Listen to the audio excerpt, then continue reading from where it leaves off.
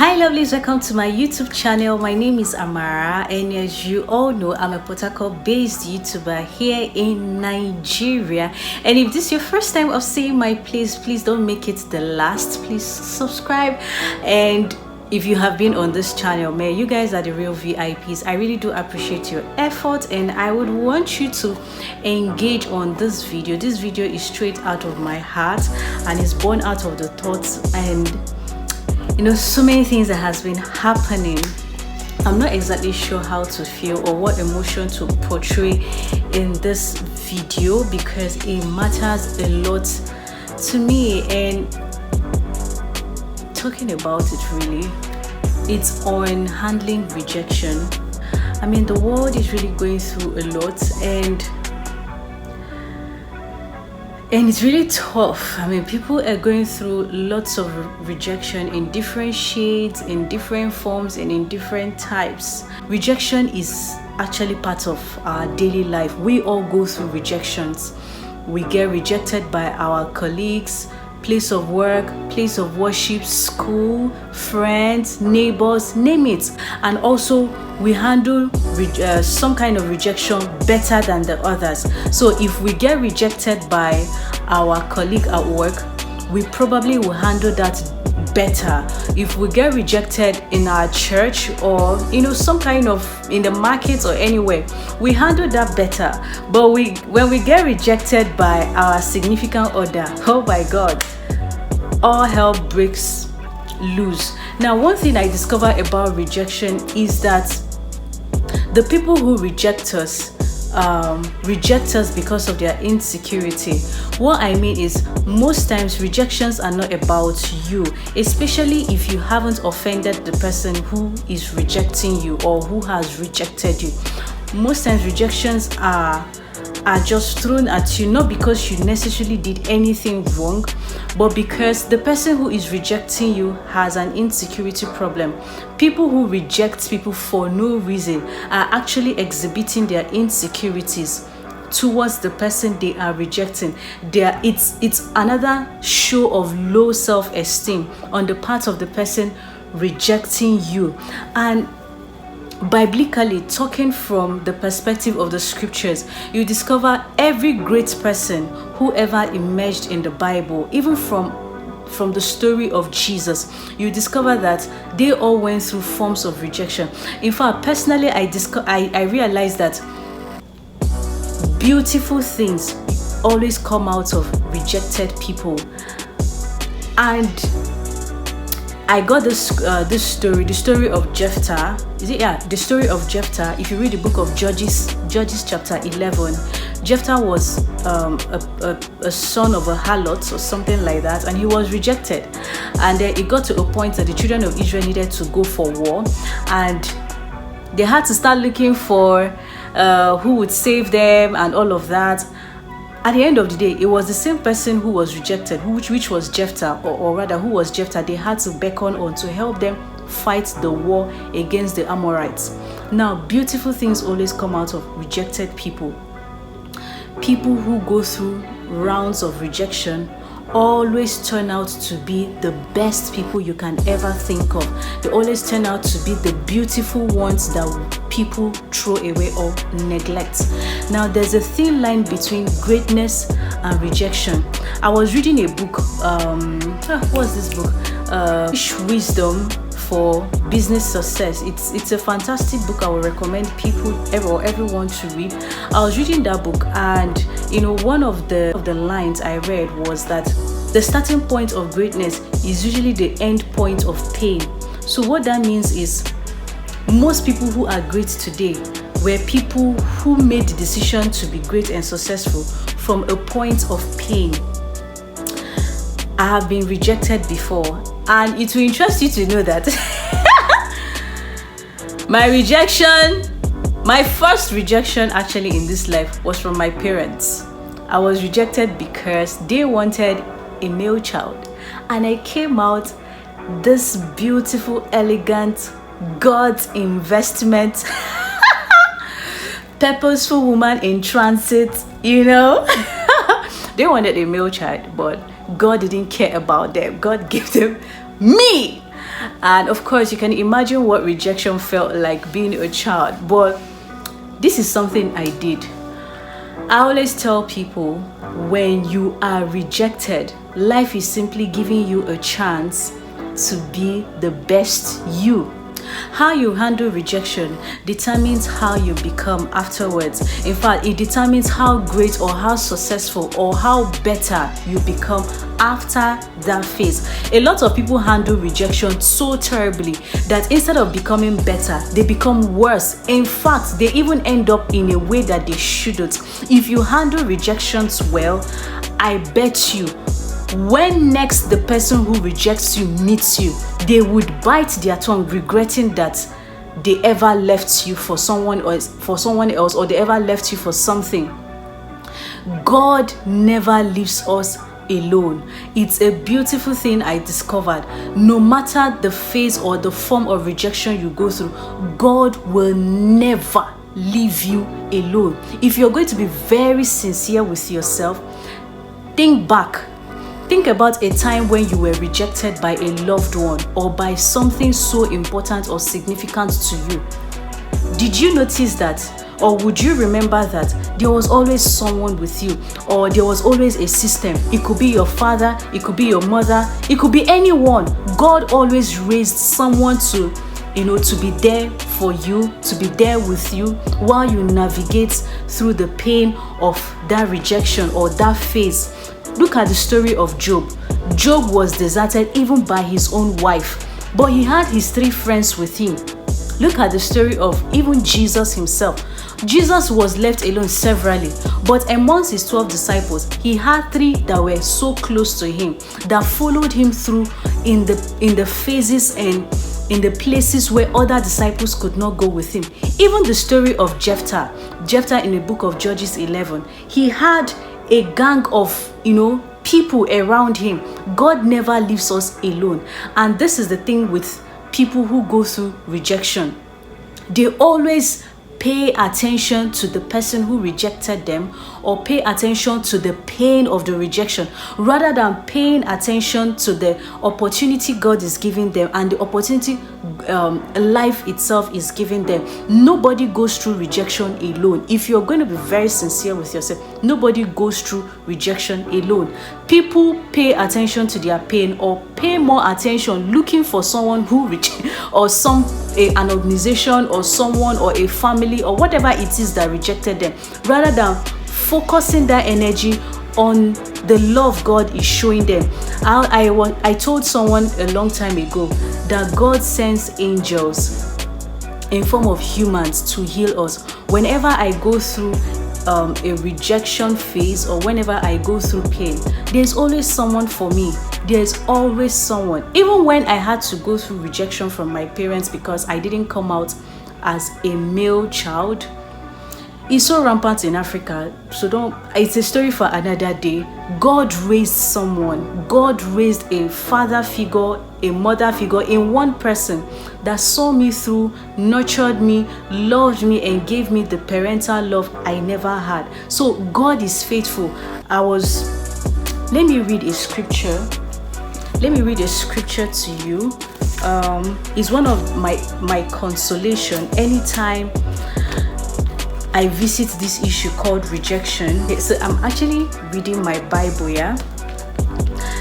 and it's the book of Psalm 27 verse 10, and it says, "When my father and my mother forsake me, then the Lord will take me up." I actually had to highlight that part.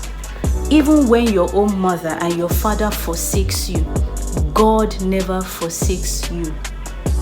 This is how, whenever you're rejected by anyone or by anything, bear it in mind that most of the time, the rejection is not about you.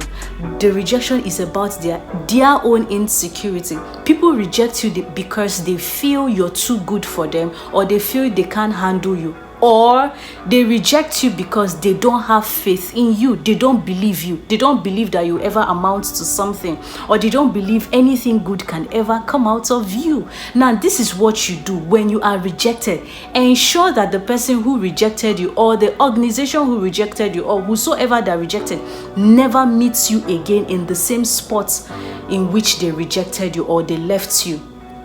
If I apply for a job in an organization and I'm being rejected because I lack a particular skill set, what am I supposed to do? Of course, I will go take up a training in that skill set I am lacking in, or I go pick up a course or whatever it is. I ensure I hone my abilities, I get better, so that when I apply for in that same organization or another organization, I don't get rejected. We apply these principles when it comes to our career, businesses, and every other thing, but we don't apply them in our relationships, in our love life, which is what this video is all about. I've seen good people who are rejected. Look, people can reject you for even the most mundane reasons, like the most stupid reasons. People can just reject you for that. So it's actually about them. It's not you. It's about them, how they feel about themselves around you. What are you supposed to do? Get better. Best of me always came out after a phase of rejection, because I always go back to the drawing board and ask myself, what best can I do? What better can I do? In fact, I always have this mentality that if anyone leaves me for any reason and I didn't do anything wrong to that person, I make sure that the next time the person is seeing me, they see me in my better form. They see me in a better shape. They see me in the best version of myself. At that level, they wish and they start to regret that they never left me or they never abandoned me when I needed them the most, and all of that. That is how to deal with rejection. It's so funny that the emotion responsible for greatness is the same emotion we throw away in the pain of rejection, rather, or in the pain of so many things of life. If there's a word like that, there's usually this turning point. Like, actually, this YouTube set was even birthed out of that kind of pain. You get better, you start to do things, turn that pain into your quest to be better. In fact, your rejection should be your why for advancing your life. Your rejection should be your why for being better. That is a better way of that's a better way of overcoming the trauma that comes with rejection. Make up your mind to be better. Imagine if I became a drug addict, or I became anything because my parents rejected me because of my gender. I mean, just think of what their reactions would have been. It would have been, you see it? That is why I just don't know why she came out as a girl. But you see, I had to turn that pain. I turned it into something that gave me my why in the decisions I have made so far, in my achievement, in the decisions I have made so far, and that had led to my achievements and accomplishment, and has turned me into this beautiful woman, this great woman in transit, purposeful woman. Man, I really think, no, I don't think it. I'm very convinced that I'll make the best mom on earth. I mean, in capital letters, because one of the things, my pain of, navigating all through the pains and the whole issues I had to deal with, was that it always made me to be a better person. I always become better. Pick up yourself, dust yourself. Sometimes, God actually makes people leave us because they don't deserve the better version of us. They don't deserve the best of us. Have you ever thought about it? There are some people who shouldn't feature in your future, so God would rather remove them out of your life. if you really scrutinize the people who have left your life, you will see that they didn't deserve to be in your life in the first place. So let's go of that pain and turn it into something great.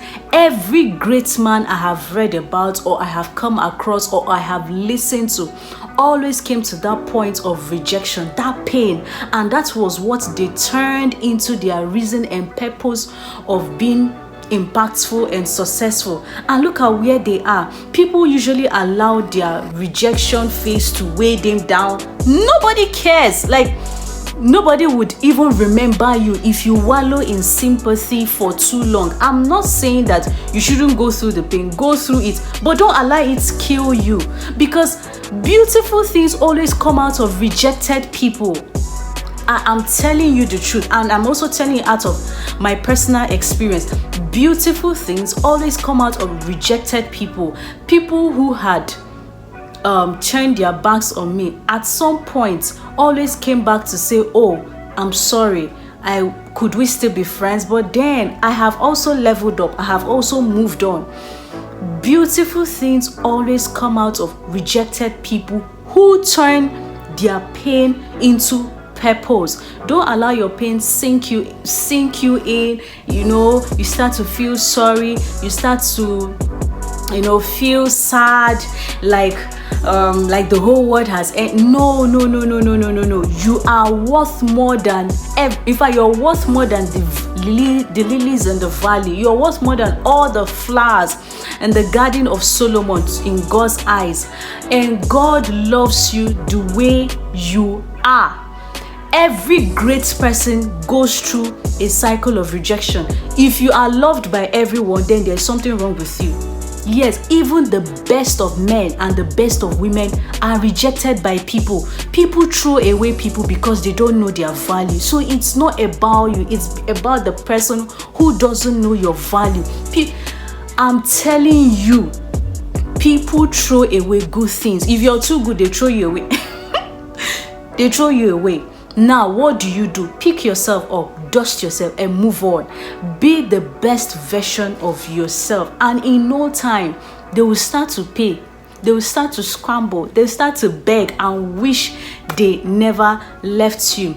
Now, I see the reason why people get so hurt by their friends or by whatsoever must have rejected them, because people don't also know how to reject people gracefully. If you find yourself in a situation where you feel a person doesn't fit into your purpose, a person doesn't fit into your calling in life, your vision, your journey, it's fine for you to reject them, but please do it gracefully.